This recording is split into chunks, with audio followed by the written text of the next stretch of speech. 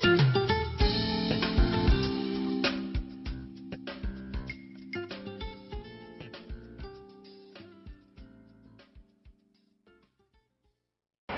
everybody, welcome to Roundtable's special series, Railway Trip in Tibetan Style. I am He Yang, and here I am joined by Lai Ming and Huang Shen, who you're familiar with. Hello.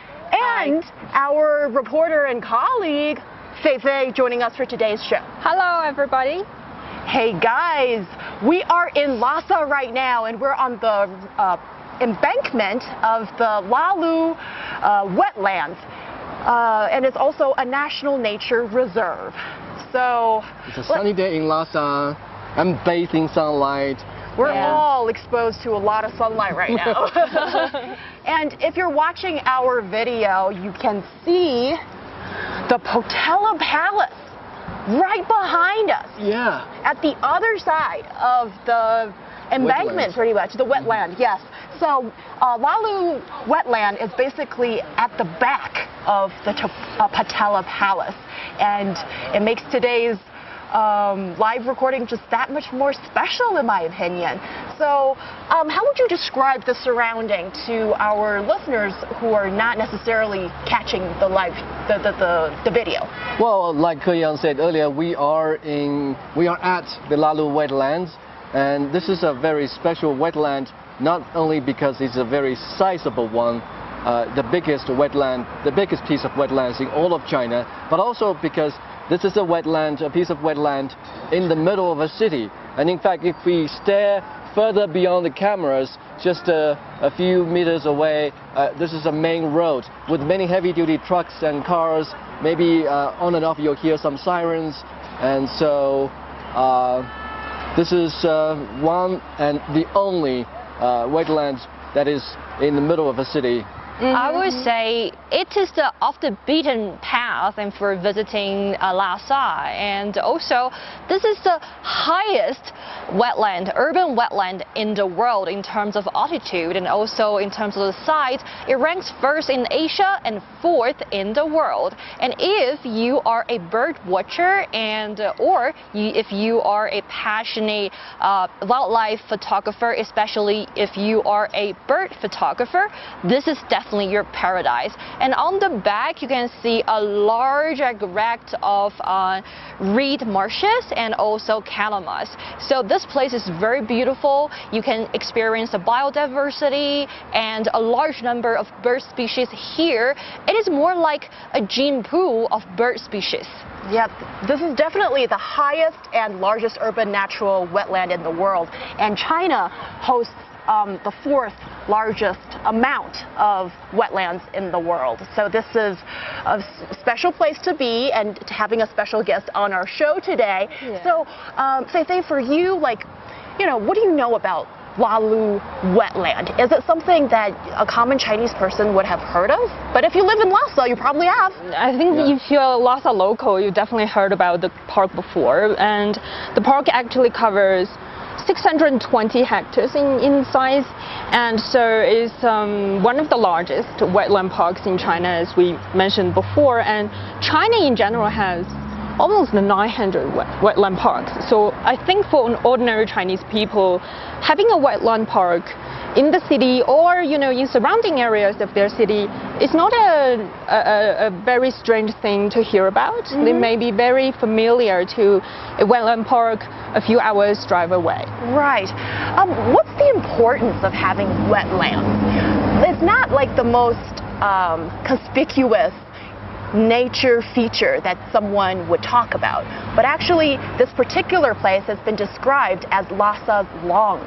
So we all know we need our healthy lungs to breathe. And after some research and talking to local people, what have you guys found out about, the status of having this wetland in a pretty central part in Lhasa? Well, obviously this is the home to many wildlife, like Huang San said earlier. You've got the black-headed crane, but right now this is not a season for the migrating birds, so we are only seeing wild ducks. And this is a very nice place to hang out. Already we're seeing people passing us by, taking a stroll. Some of them are listening to music and meditate. And so, and speaking of lungs, we are talking about oxygen.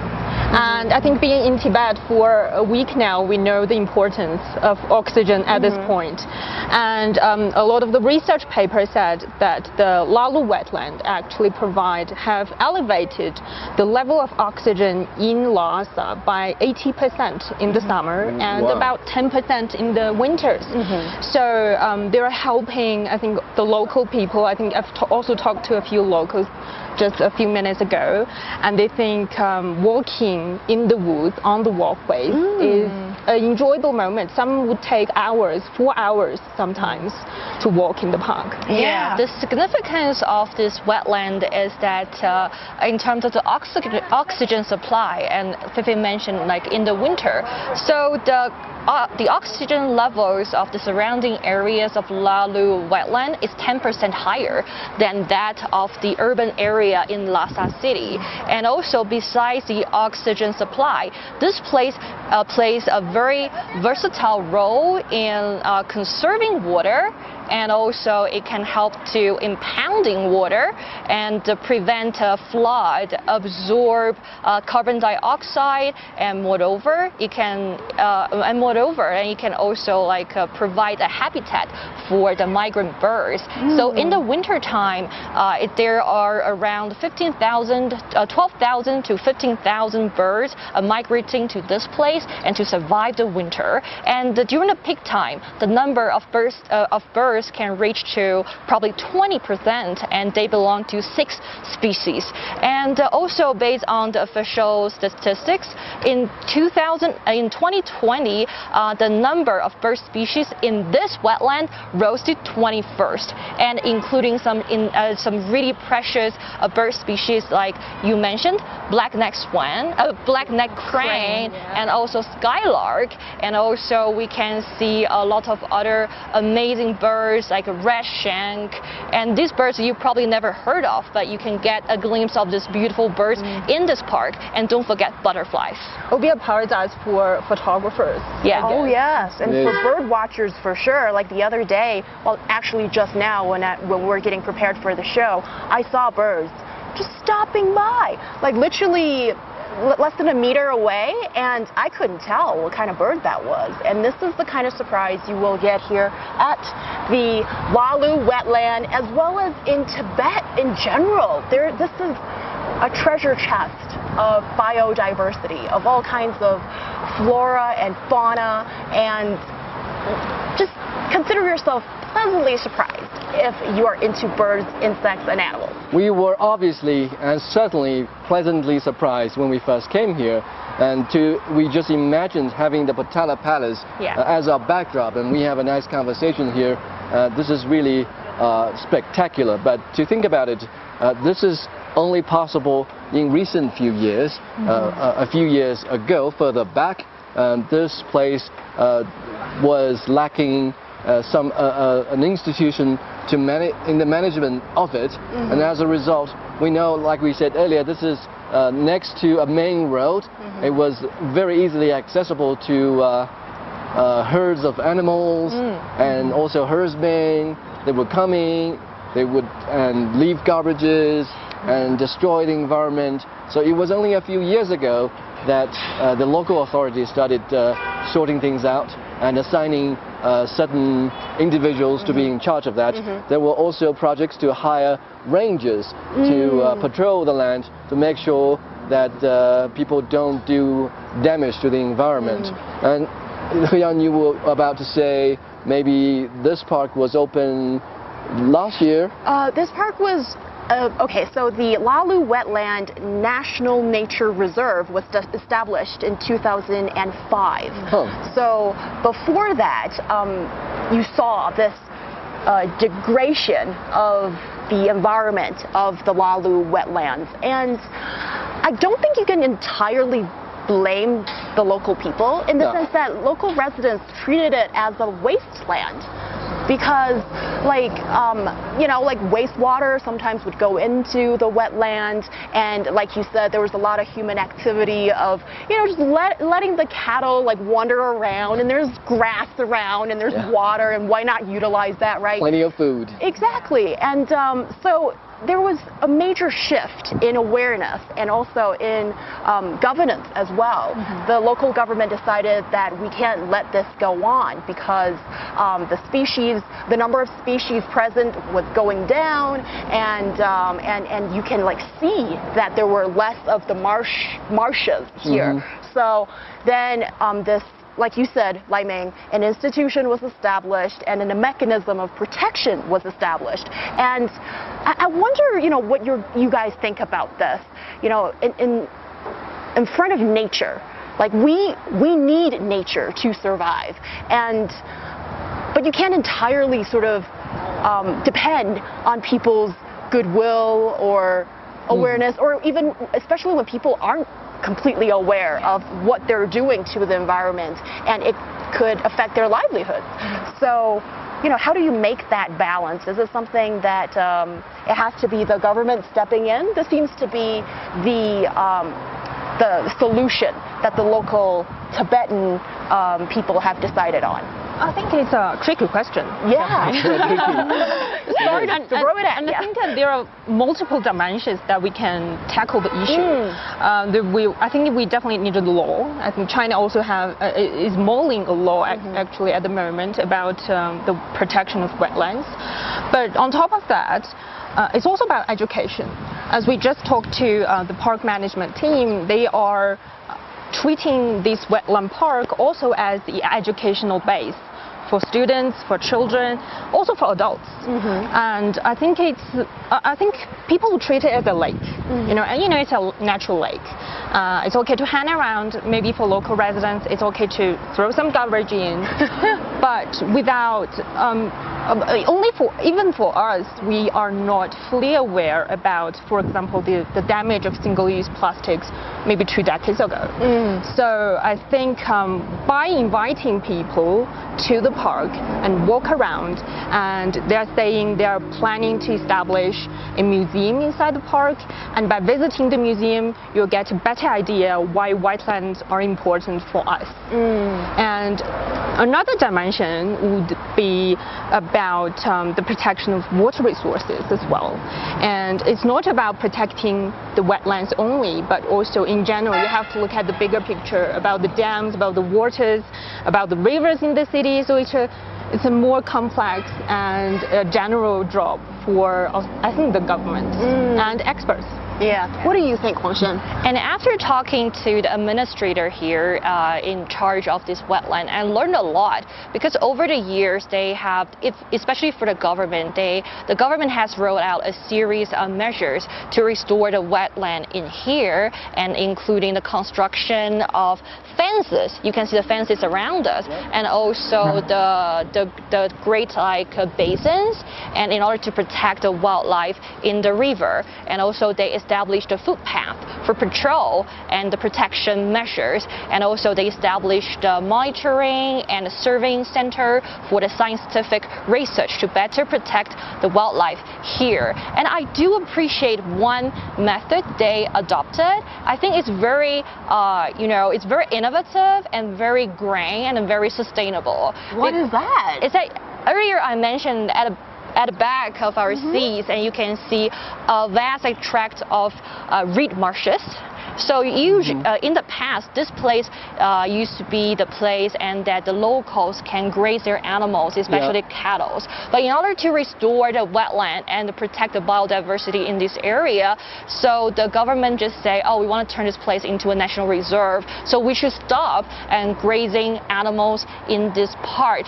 But what about the vegetations and the plantations after they are out of season? How would you deal with them? How would you use them? So the government decided, especially this park, they decided to use the out of season the reed marshes and to feed the local cattle.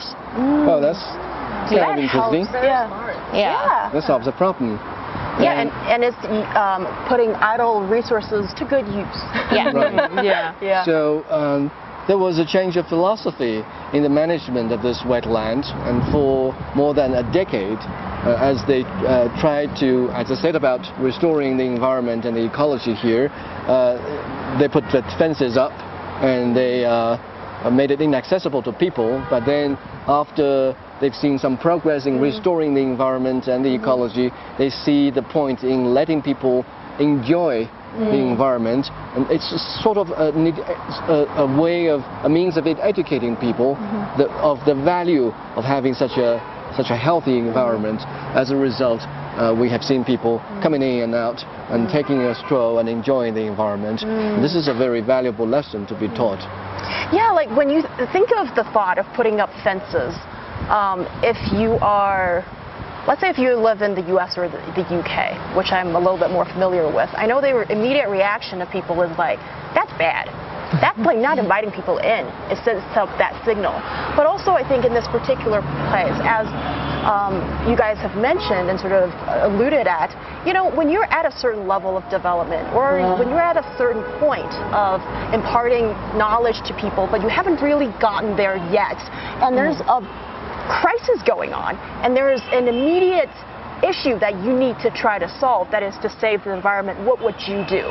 Maybe it starts with putting up some boundaries and letting people in certain time in the morning and letting people out before 9 p.m.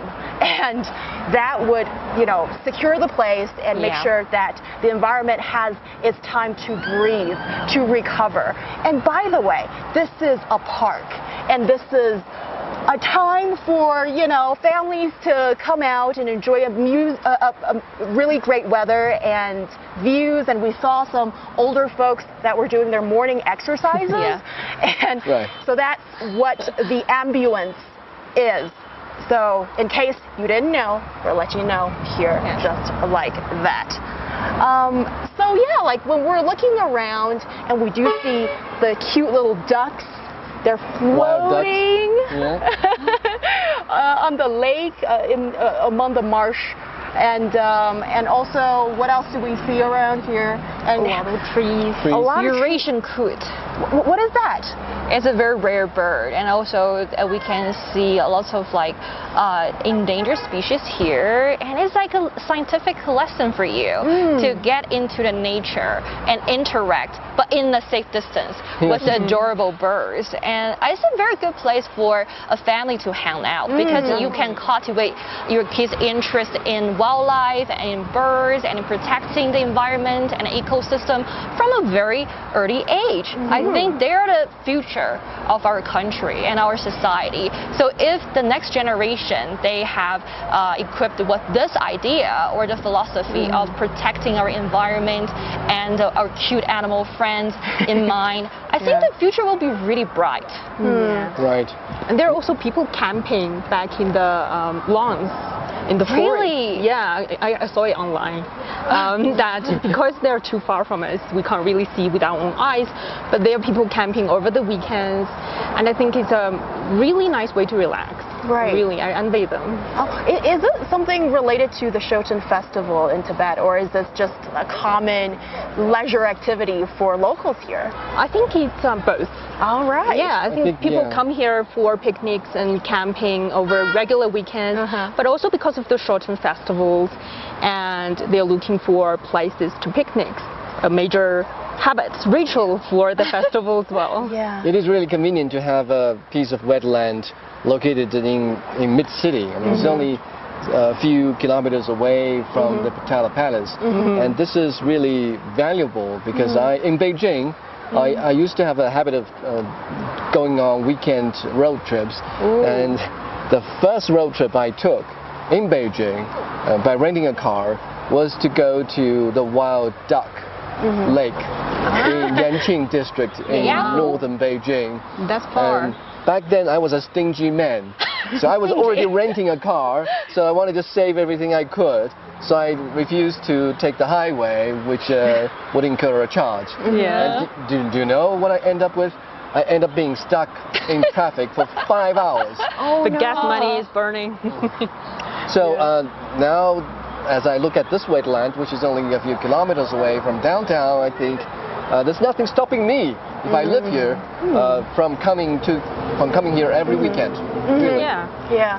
I was just talking to a lady who was just exercising by the fence that she would walk 1 hour to the park and do her exercise for another couple of hours and then head home. That's a really nice retirement life by the sound of it. I assume she's retired. And the footpath that you guys, described so vividly to us in such a nice walk, it's more than it's close to 14 kilometers long.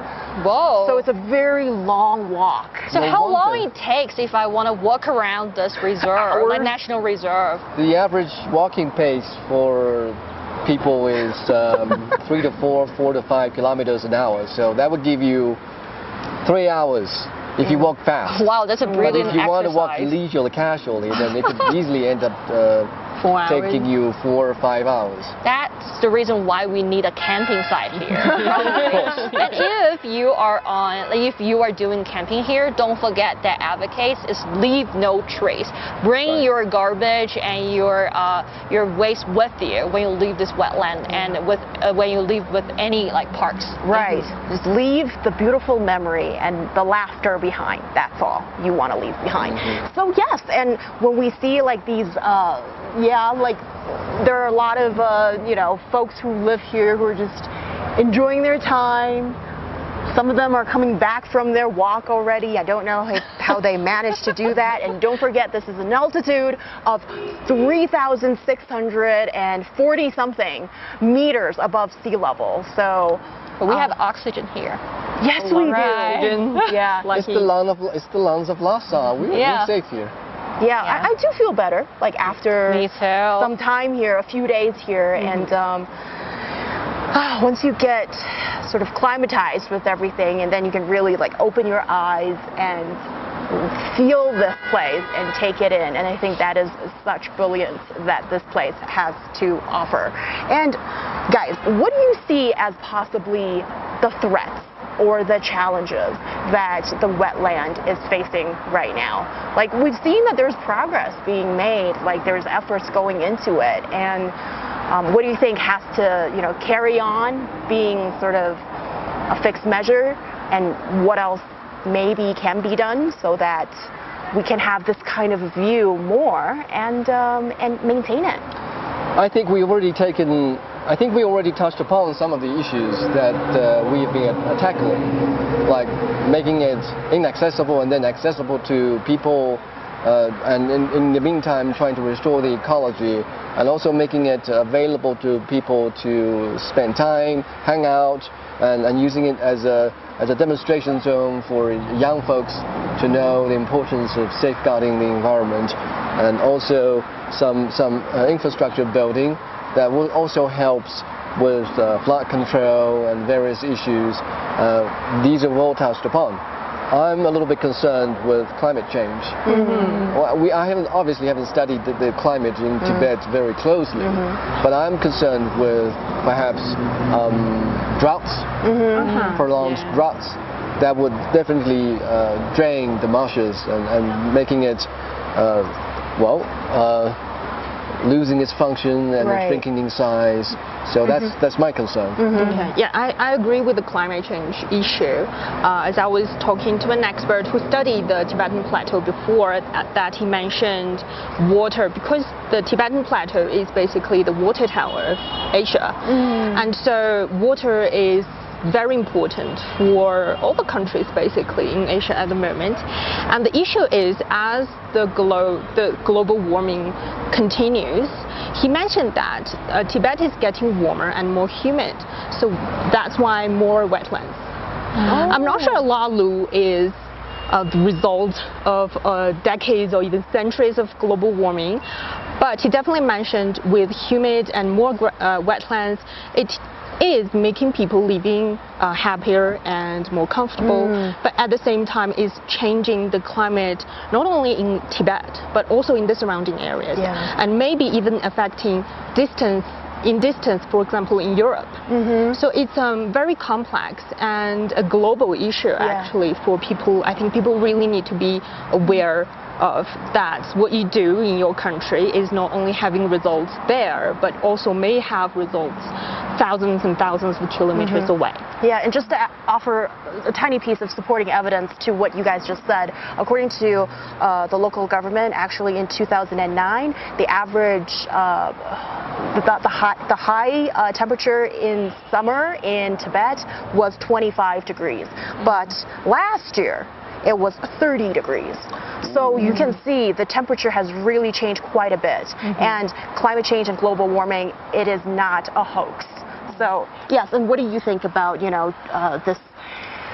the challenges that the wetland is facing right now? I think my concerns could be more specific, and firstly is the size of this wetland. We know it's huge, and 95% of this place is covered by the meadow vegetations and also the reed.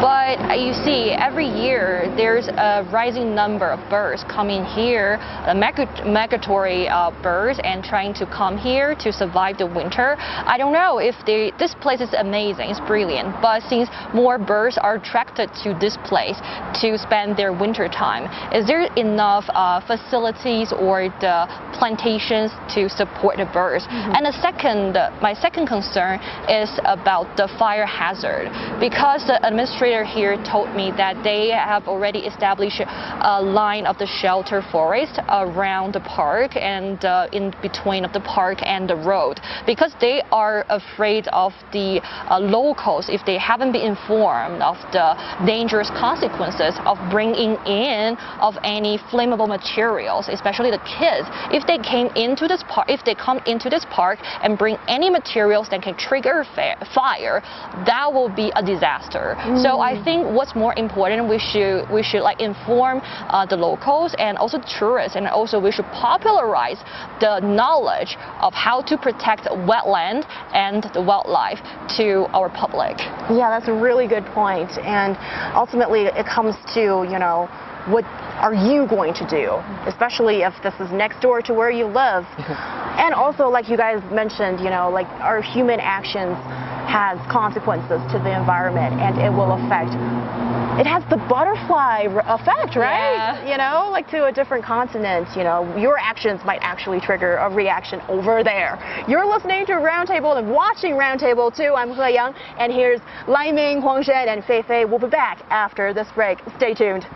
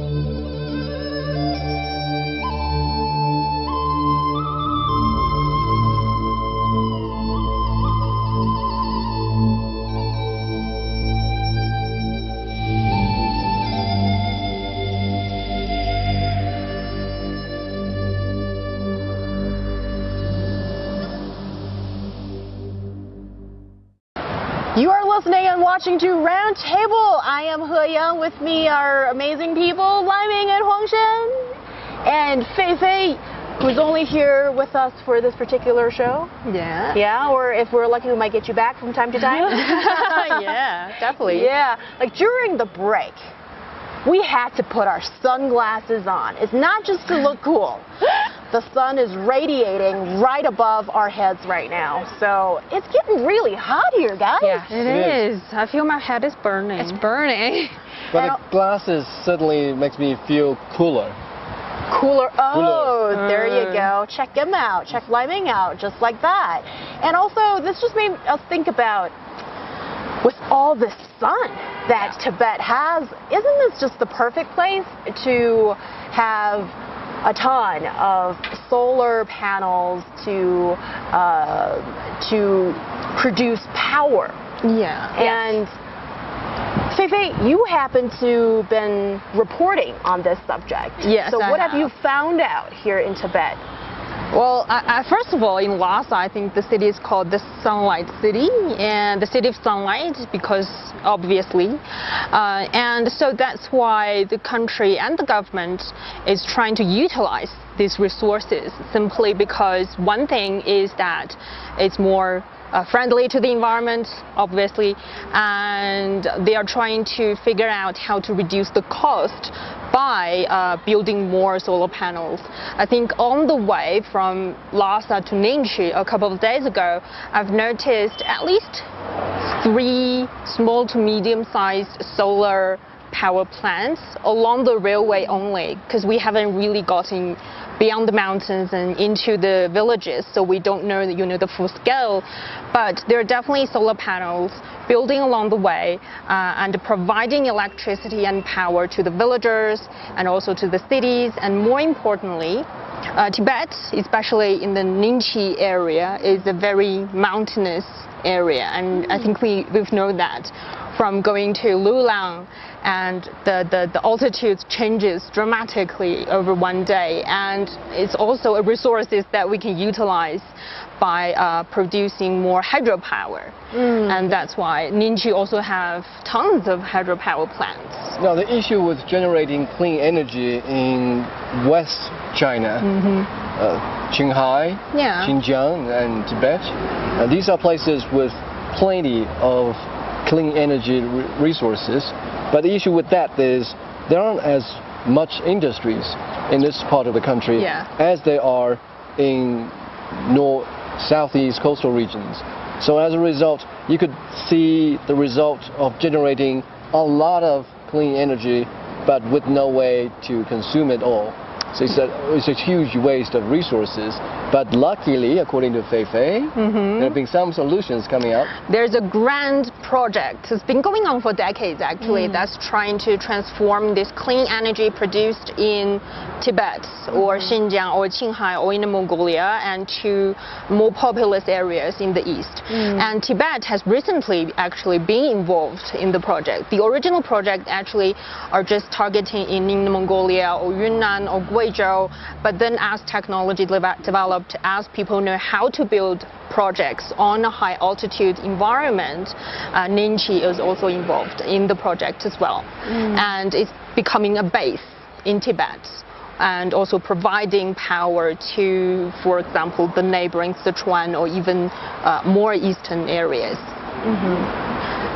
So yes, we see that solar panels, so solar power that is increasingly being used more widely in China, and also, the wind turbines that we see in, let's say, Xinjiang, and a lot of the places in China that produces a lot of wind. Don't let that go to waste, right? And as a nation, we are still trying very hard to wean off coal, but it's not easy. And considering that you do have 1.4 billion people that you need to take care of, and as people's livelihoods develop, I think people's demand for a more convenient life, that also goes up too.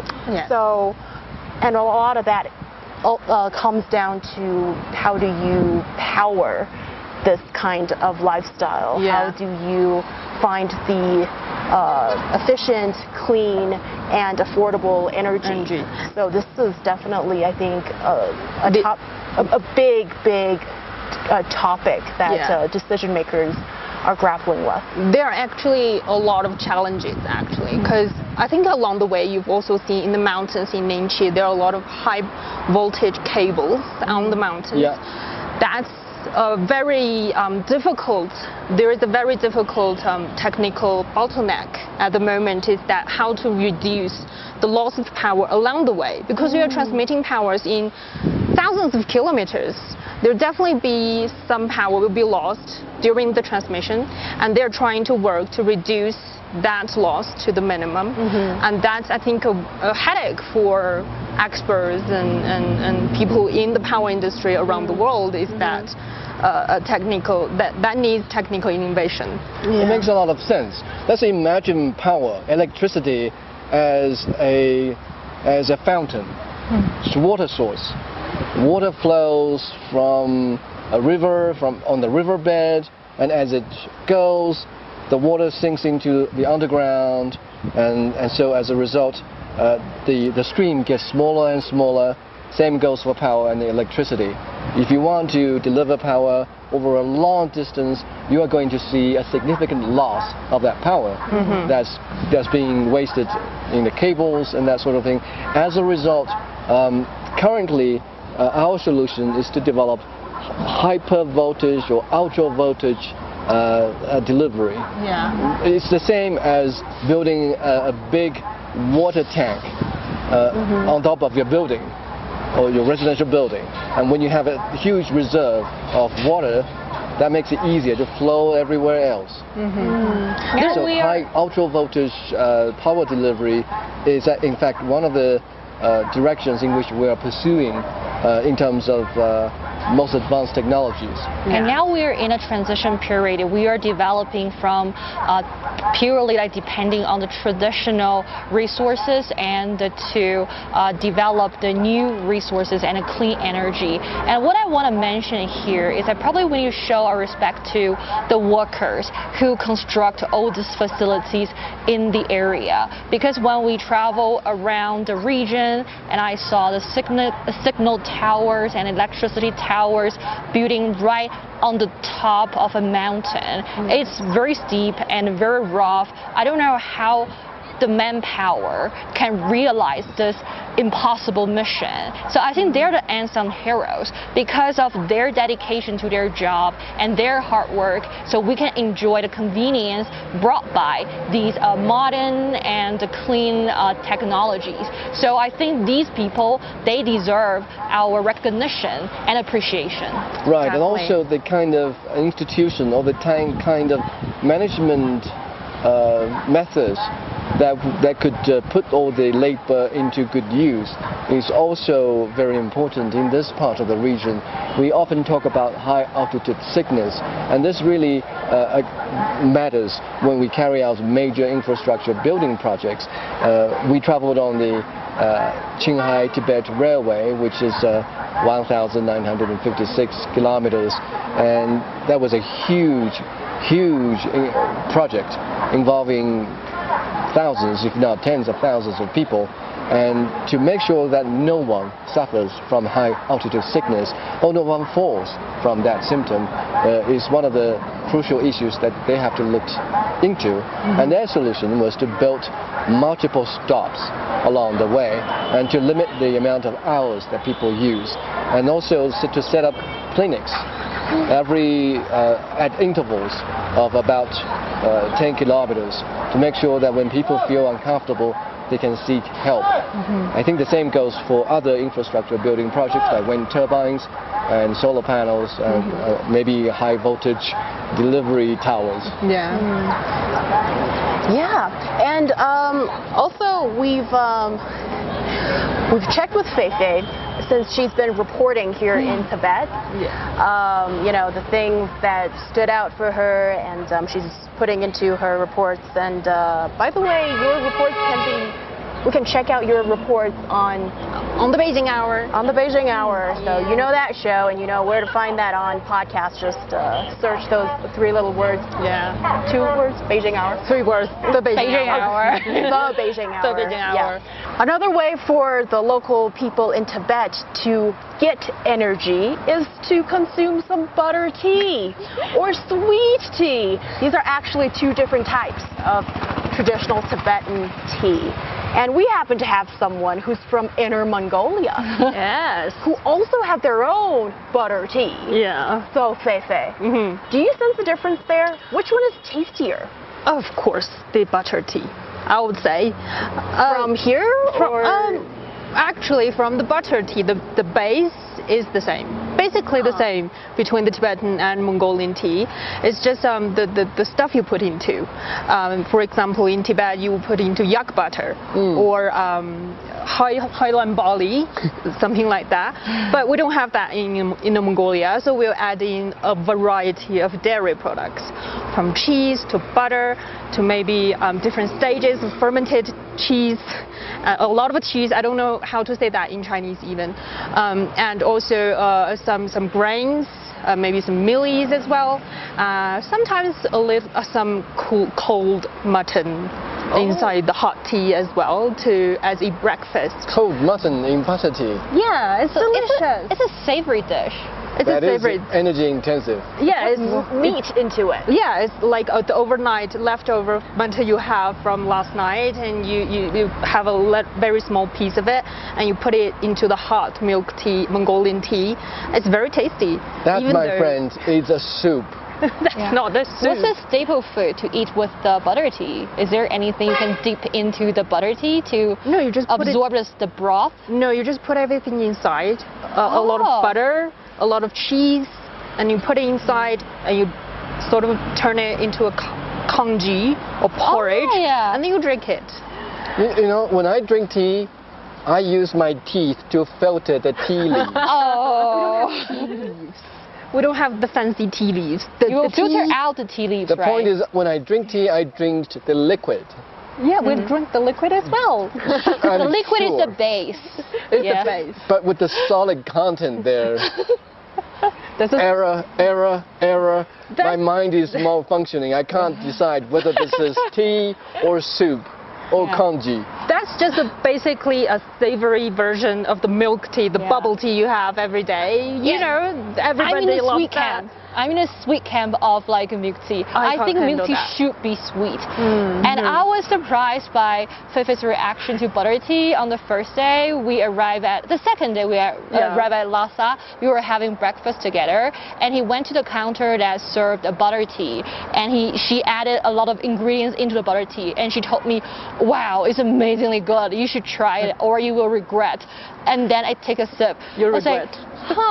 That's beyond my imagination. You definitely regret it. My understanding of milk tea or butter tea, it should be sweet, but actually it's salty. It's salty. Yeah. It's salty. It's supposed to be salt. Oh yeah. So sweet tea for me is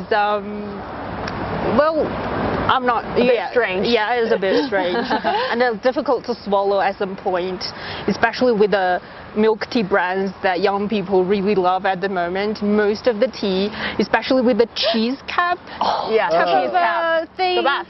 And the best with the sweet fruit inside and bubbles. And bubbles and jellies and all this kind of like a filling. Yeah, that's a very difficult concept for me to swallow and digest. Yeah. Because for me, tea is in a bowl and it's salty, and you have cheese, hardcore cheese inside. Solid cheese block. Okay. Yeah. Okay. Yeah, but for the Tibetan people, I think we share some similarities in this dietary choice. Yeah. But we also have some differences in terms of the food that comes along with the tea. For example, in Tibet, people would have a sort of a Tibetan noodle, soup noodle, to have that noodle along with the tea. And at the same time, they'll also have some other savory dishes. But in Mongolia, we'll have sweet dishes and also some pastry, like deep fried pastry, and mostly sweet or plain just pastry. So that's one difference between us, actually. Yeah. Interesting. You only get to know this when you travel. Yeah, definitely. It's not something. When I first tried the tea, as Guangshen just mentioned, it blew my mind. It reminded me of my home, and I really want to go back. You know, and with the landscape, with the grasslands, it feels like in Mongolia at some point. That's really interesting, and also for the local people here, like the tea that they've developed, it suits the local tongue and suits the local, situation, in the sense that apparently in the Tibetan butter tea, like 80% of it is pure fat. That comes from the yak, the kind of cow that is particular to the highlands, and I find them to be the cutest creature in the world. And when you consume so much fat, I guess it helps you to battle the climate when it's really cold, when it can be quite harsh. And gives you that energy, and that is very much needed. And for us, being newcomers to Tibet, we've had our share of the traditional butter tea, as well as the more modernized sweet tea, which is more pleasing to the palate of, I guess, most outsiders maybe. And that has been an experience that I think everyone and each of you who come here would have to experience. I think in order to get acclimatized to the environment here, I think one day I had at least 10 cups of butter tea. Me too. Yeah, I should look at me. I had like three bottles? big jars of the butter tea. Did it help you to get through everything? Yes, it did. I think it did. I feel super energized after drinking 10 cups of a sweet tea because you have the enough intake of sugar. Sugar can definitely make you happy. Yes. Sugar high. Yeah, we know what that feels like. And also, we've checked with our listeners and viewers what questions you want us to answer. And thank you to all of you who've left the comments and message. And there are plenty of ways to find us. Currently we're on video, on CGTN, on Yang on Weibo, at 英语环球广播, and also you can always find us on our podcast platform, on Apple Podcasts, which is Roundtable China. And this is from the platform of Easy FM, actually. Okay, so forgive me that I have to put this super close to my specs because otherwise I cannot see, and the sun is simply that big right now. So China 7624 says howdy back to you. Howdy. And Qiao Yu says Mrs.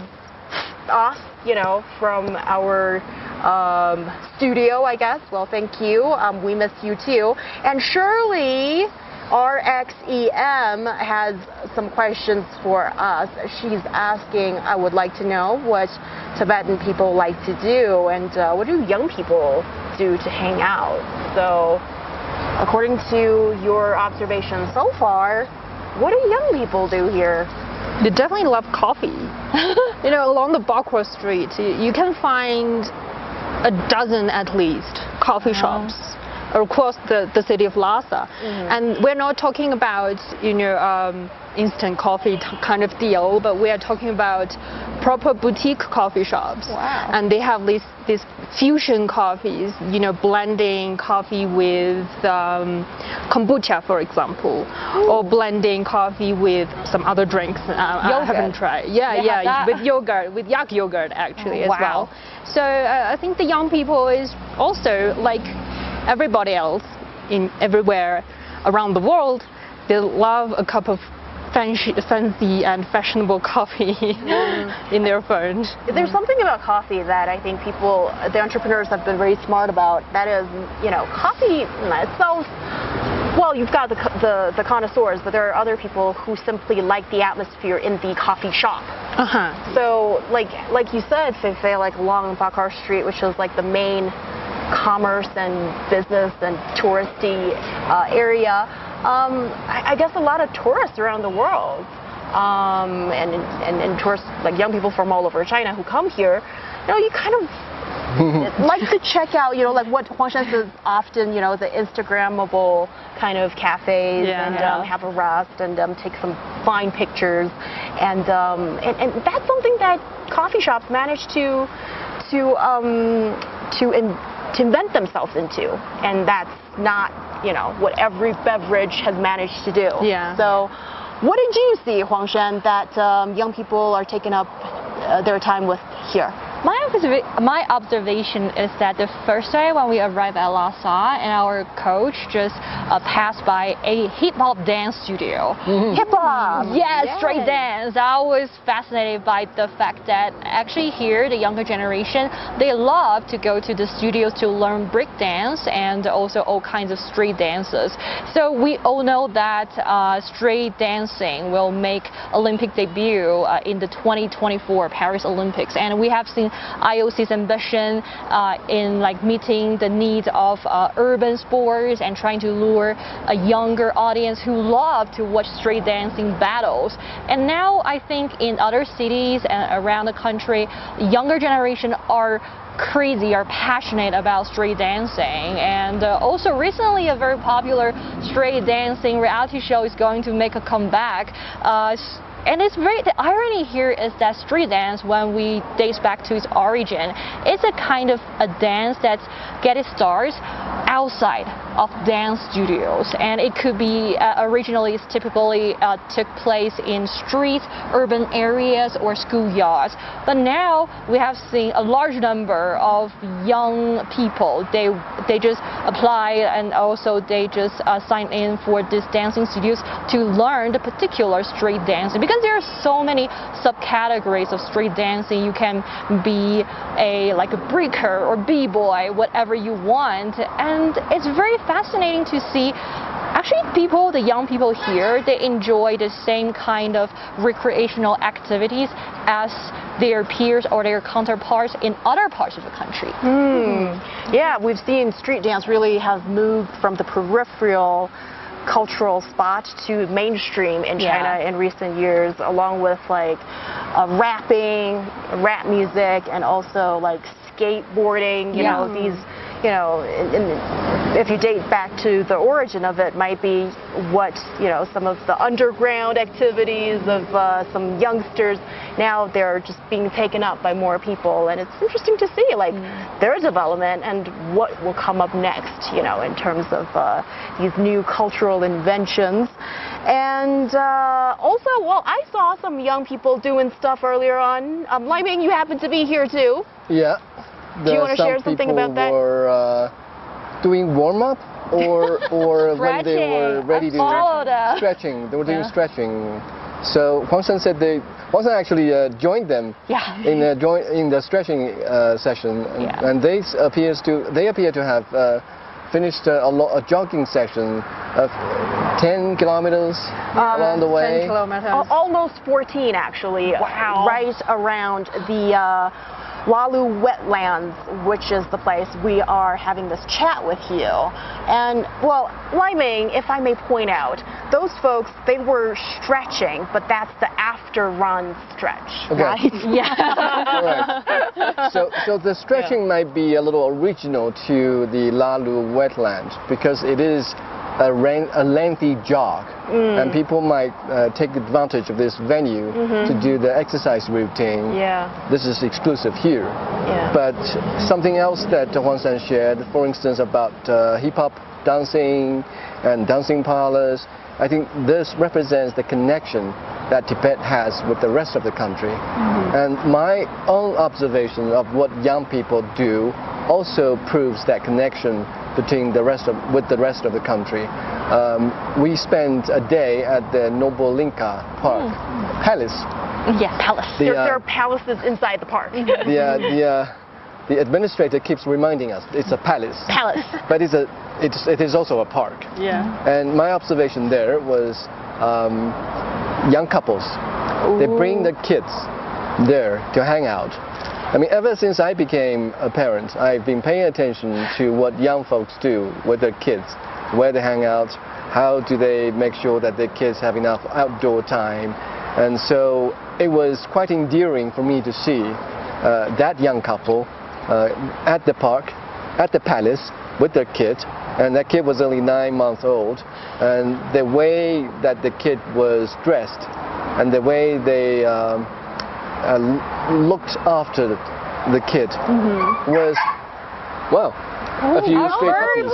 There are a couple of doggies running by and barking. Now, the way the young couple interacted with the kids in the park was no different from the way we interacted with my son when we hang out in the park in Beijing. So again, that goes to show the kind of connection between people living in Tibet and those living in other parts of China. Well, I can just think of one difference.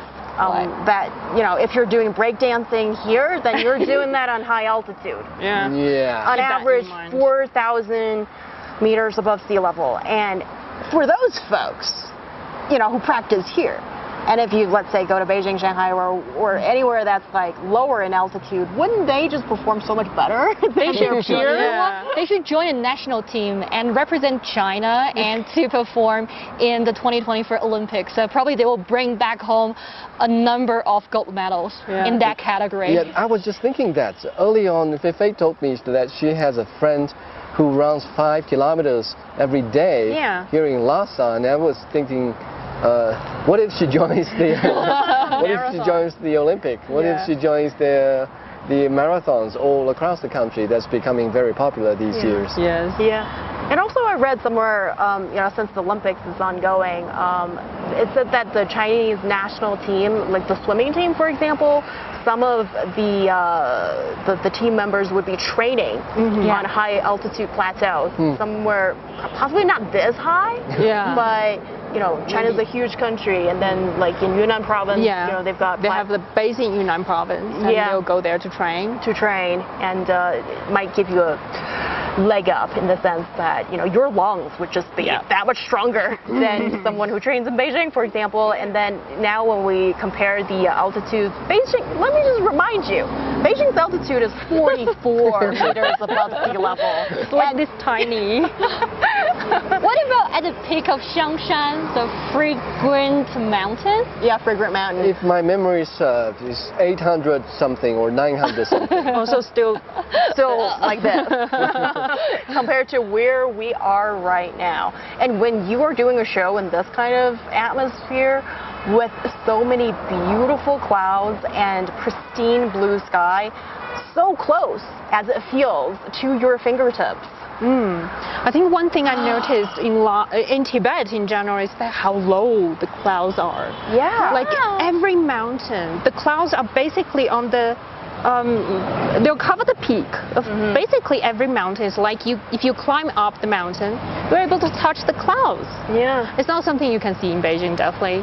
The cloud that we are looking at right now from beyond the mountains looks like a naughty kid that's playing hide and seek, and he's tipping his head out. Oh, that's so cute. You know, so it is like Fei said earlier. It feels very close to the sky and to the clouds. Right. You think that's a naughty kid? I think that's a dog that's chasing after a bone. I think it looks like a dragon. No, I think it's a candy floss. But also their textures are like marshmallows or the cheese top of a cup of milk tea. Okay, I see no possibility of us reaching a consensus of what it looks like. Well, I remember there was actually a book called The Clouds That We See or something like that, and then the conclusion was that we can't agree on what it is, and that's just part of nature, part of what you feel here in Tibet. And also, let me give a shout out to 做梦的小飞猪, because you were in Tibet too. You're apparently driving here. Oh, hi. Drive safe. Hello. Drive safe, yes. And I hope you have the most fun ever, and take good care of yourselves, you and your loved ones, and keep us posted with where you are at, and maybe, you know, if we're in the same place, maybe we meet up, that kind of thing. And also Huang Hongcheng, who is a long-time listener, but he's disappeared from the radar for some time, and now he's back. We have to go to Tibet to bring you back. Welcome back, anyway. And he's saying that he loves the episodes of the Tibet shows that we've aired so far, and and it's great to have you back and stick with us. That is all awesome, because it is you, your support, and your attention that we value so much, and it keeps us going, and it makes our experience in Tibet that much more fun in the sense that we can interact with you. So you can leave us messages on our Apple podcast platform, Roundtable China. You can check out the videos and leave us messages there on CGTN, on Young Chirping, also on Weibo at 英语环球广播. And if you have other questions, concerns, or whatever you want to share with us, these are the places to do that. Again, I would like you to take in all this beautiful scenery, so poetic and picturesque, at the Lalu Wetland National Nature Reserve. And we will see you on our next stop in Tibet on Railway Trip in Tibetan Style on Roundtable. So we'll see you next time. Bye, guys. Bye. Bye.